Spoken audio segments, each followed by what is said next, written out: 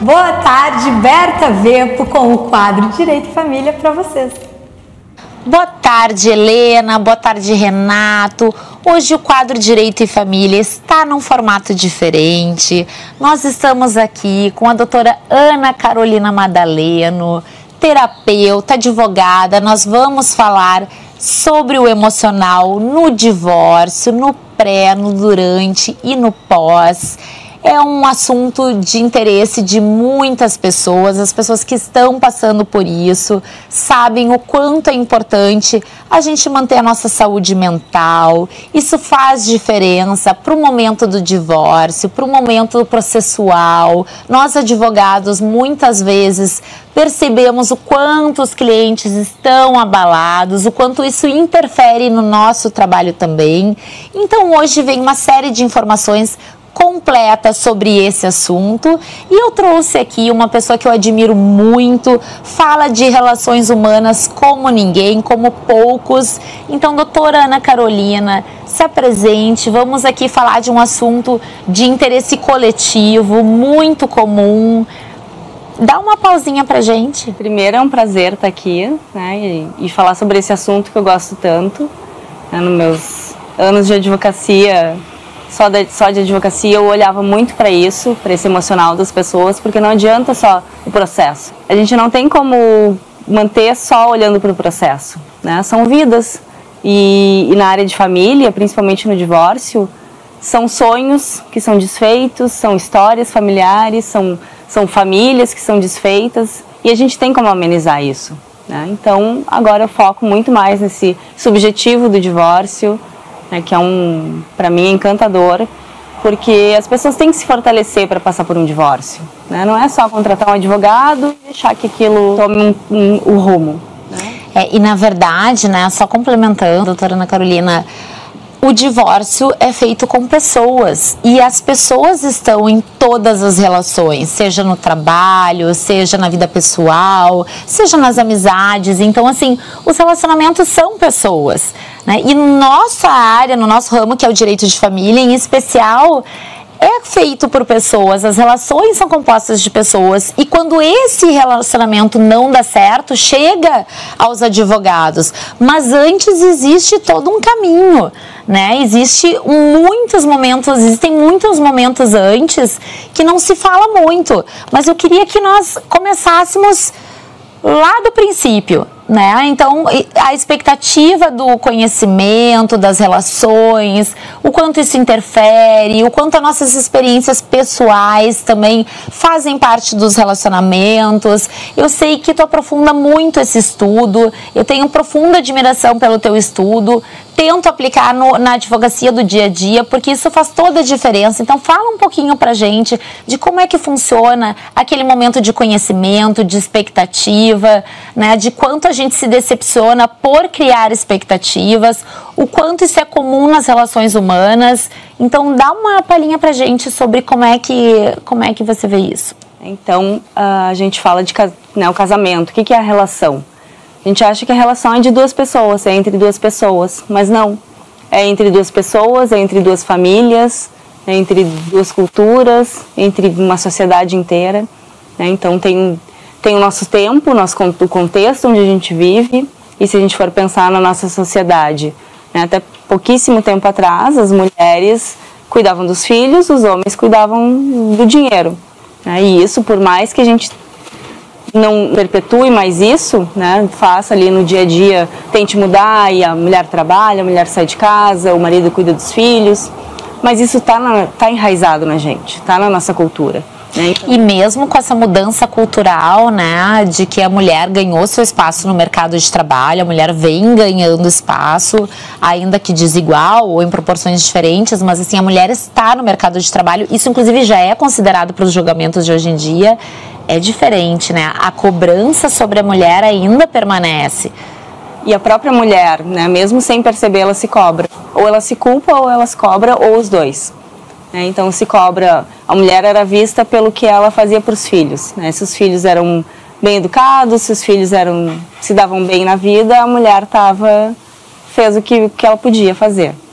E hoje em dia a gente ainda tem um pouco desse ranço, né? Se os filhos estão ali, depois de um divórcio, que é normal, agressivos, não querendo ir para a escola, com N problemas, a mulher se cobra também, né? E abarca mais aqueles filhos, mas sem perceber que é por uma questão cultural, muitas vezes, né? Sim, é muito bem colocado, né? Na verdade, a culpa e criação dos filhos é quase que junta. Né, para a mulher ainda tem um peso muito melhor, ainda que a mulher já esteja no mercado de trabalho, esse desenvolvimento vem todo cercado de muita culpa.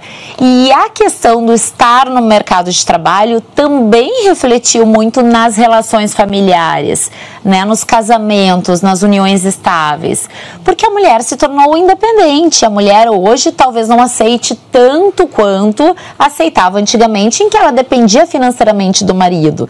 Isso deu um boom de divórcios, um boom de dissoluções.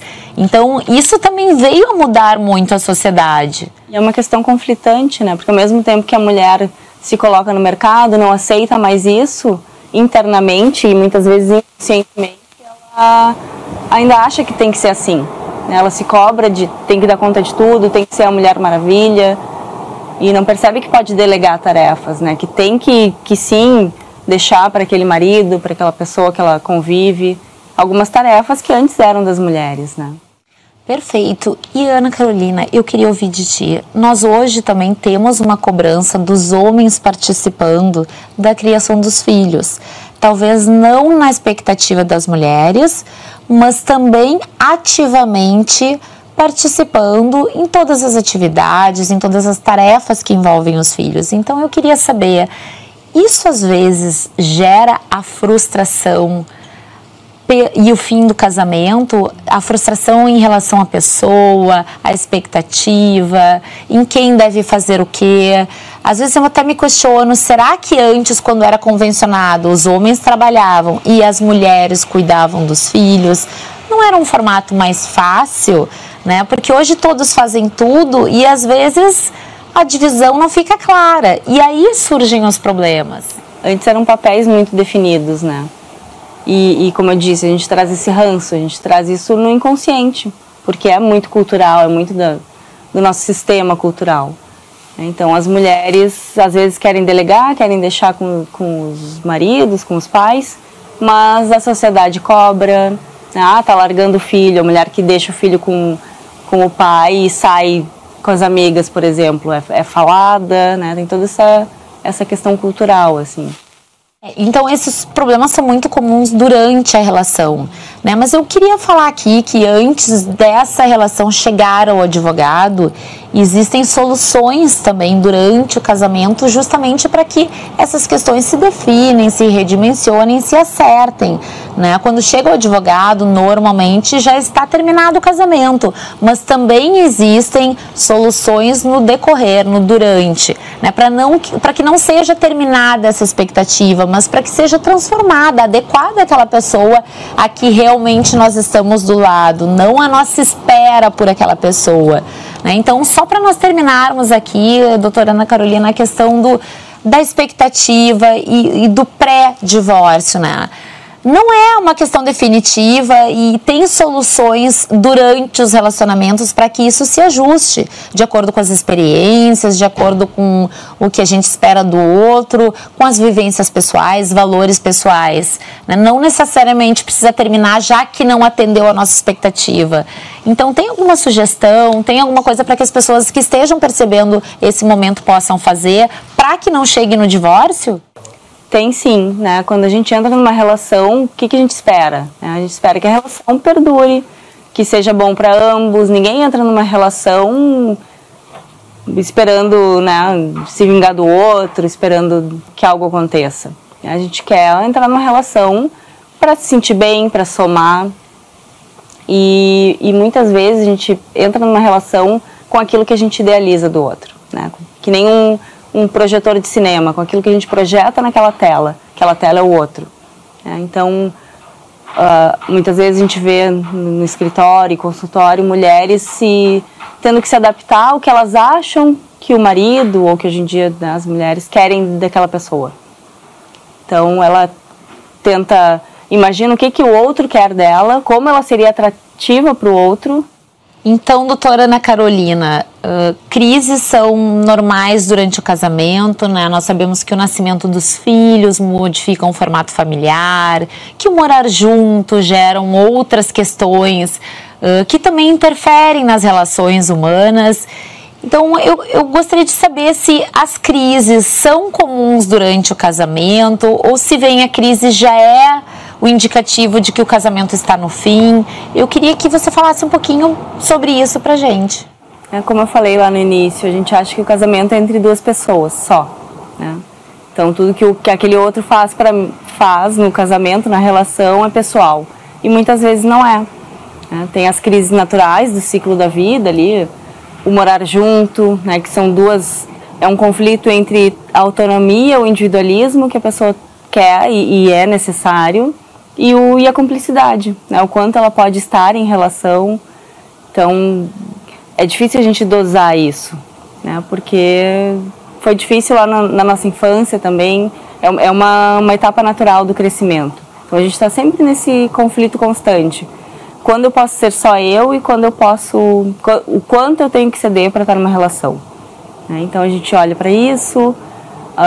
Nascimento de filhos é outra crise também super natural e sim, uma mudança na estrutura familiar que cada um redefine o seu papel, né? A dinâmica da família toda modificada. E, por exemplo, né, nascimento de filhos ou perdas ou questões de dinheiro, é ali onde a gente vê como se quebrasse uma expectativa que a gente tem do outro, né? Quebra aquilo que, mas eu achava que ele era assim e ele tá tão diferente. Na verdade, a pessoa sempre foi diferente, né? A gente entra numa relação, claro que para somar, para unir, para se dar bem, mas a gente entra numa relação com as nossas expectativas, com o que a gente acha que o outro é, e não vê realmente aquele outro. Então, essas mudanças, essas quebras, esses ritos de passagem, eles nos fazem ver o outro como ele é, né? E as questões familiares, elas gritam nesses momentos. Então, a pessoa traz toda a sua família de origem, as suas crenças, os seus comportamentos, a sua visão de mundo da família. Que às vezes é muito diferente do outro, né? Sim. E aí os conflitos iniciam. O meu jeito é melhor de criar o filho, o teu jeito é melhor. E a gente não percebe que são pessoas diferentes. E que quando eu formo uma família, quando nasce um filho, eu tenho que criar um novo sistema, né? Eu não posso escolher um bom e um ruim. Eu tenho que criar um novo modelo com aquilo que cada um traz das suas famílias, né? E a gente não é ensinado a isso. A gente acha que... Daí a gente pega aquela questão da sociedade, né? Não, a mulher que fique com os filhos, então ela cria como quer, qualquer intervenção do homem já é mal vista, e o homem que fique com dinheiro, né? E no divórcio aí isso vai... iniciam os conflitos, né?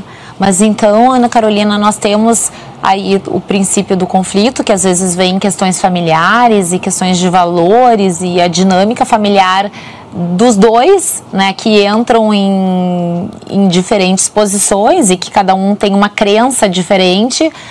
Mas aí eu pergunto, existe solução? Existe como redimensionar, como reconsiderar, como talvez aceitar que aquela criação do outro não é melhor nem pior, apenas é diferente, mas que pode inclusive agregar ao nosso formato de criação, ou não? Ou quando inicia essa crise, já está ali no início de um divórcio e já está terminado o relacionamento?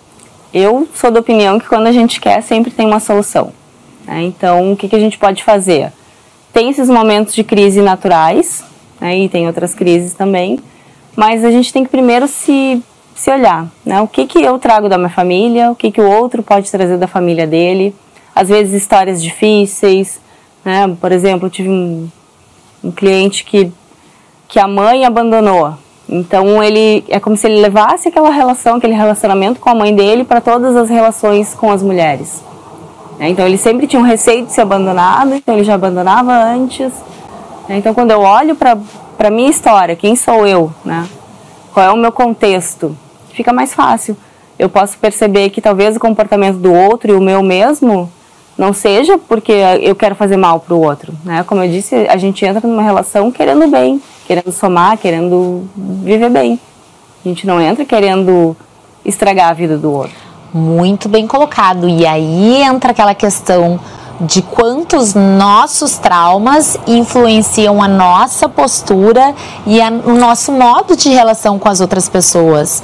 Nós, inclusive, vamos tratar isso na sucessão desse quadro, falando sobre durante o divórcio, né? Muitas vezes esses traumas são trazidos para o momento do divórcio. Então, muito curioso, né, Ana Carolina, que a questão da expectativa tem grande influência no resultado dos relacionamentos, né? E já existem frases que dizem quanto menor a expectativa, melhor o resultado.